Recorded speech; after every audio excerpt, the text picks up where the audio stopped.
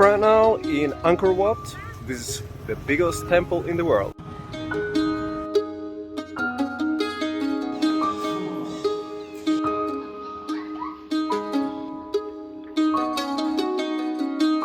There's a couple of things that can be said about Angkor Wat. First is that this is one of the marvels of the world.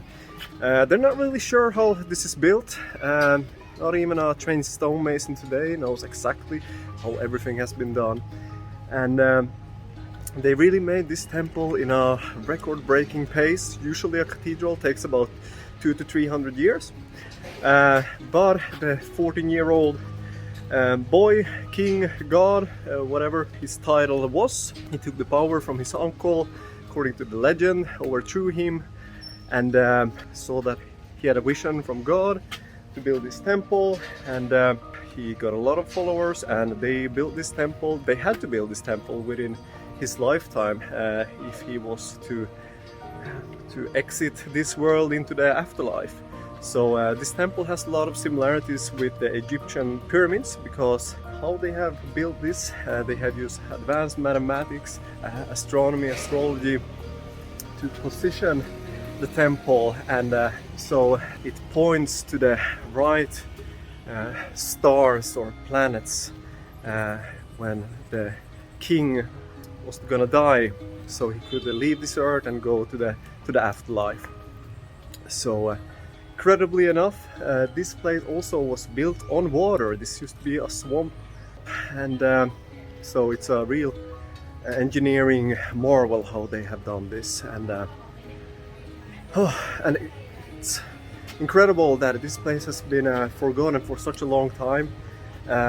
It was a French botanist who found this place in 1860. It used to be a French colony, and so he was looking for insects, if the story is correct. And then when he was cutting his way with the machete in the jungle, he stumbled upon this beautiful temple. And later he died 1 year after from a poisonous insect when he was here. So.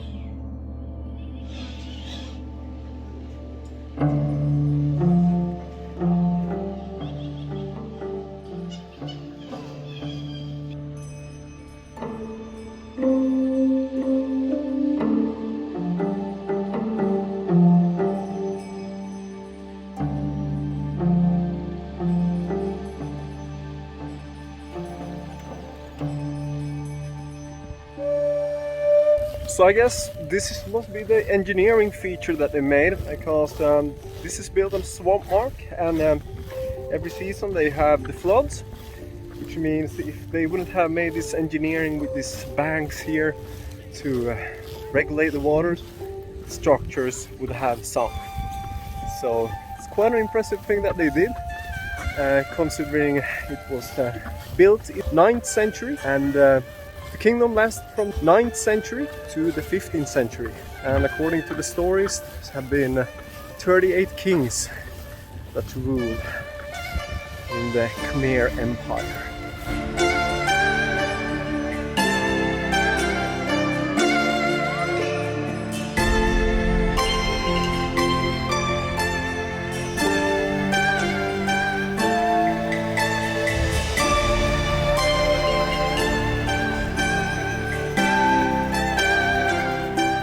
So this area is simply massive, and you probably wonder why I have this. Well, it protects me a bit from the sun, even though it might get a bit more hot doing it this way.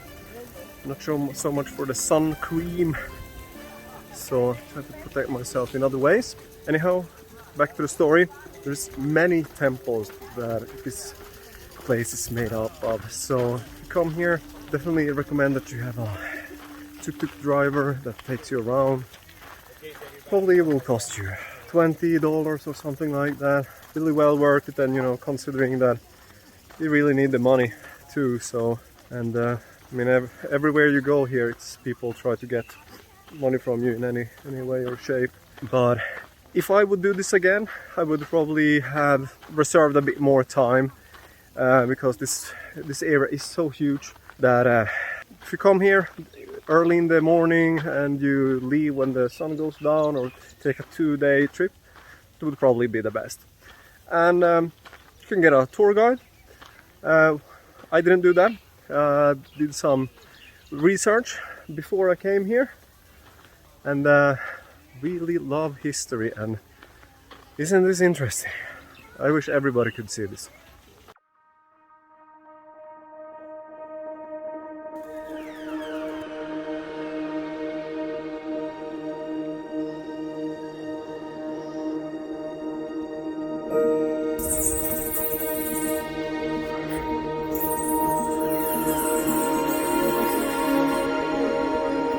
So there's many wonders about Angkor Wat.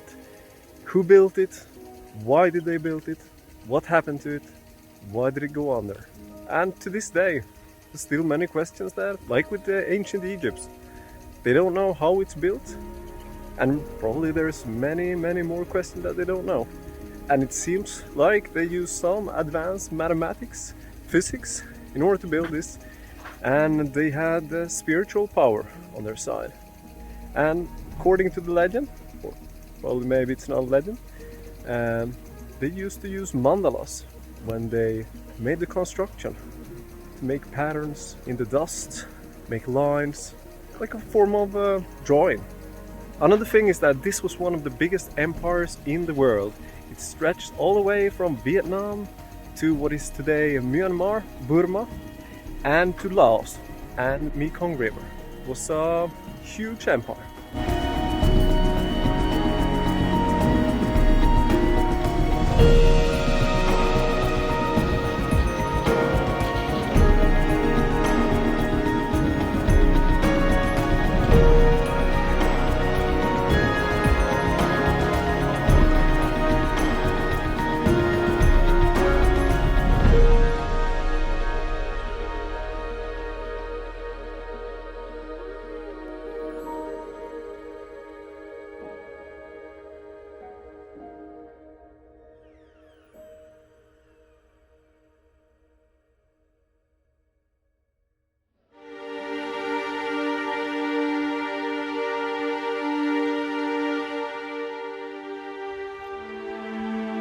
Another interesting feature about this temple is that you see here different gods. It's supposed to be Hindu gods. Before, when this temple was built, it was predominantly Hindu. Later it became more Buddhistical gods, or maybe it's not a god, but it was based on the Buddha tradition. So bear in mind, there's been many kings that's been based here, and also you see here the delicate kind of artwork they have done. Everything is based in stone. They wanted this to last. And another interesting thing that you really might wonder, some sources say that they built this in the 9th century. It might even be much older. But anyhow, that's just for speculation.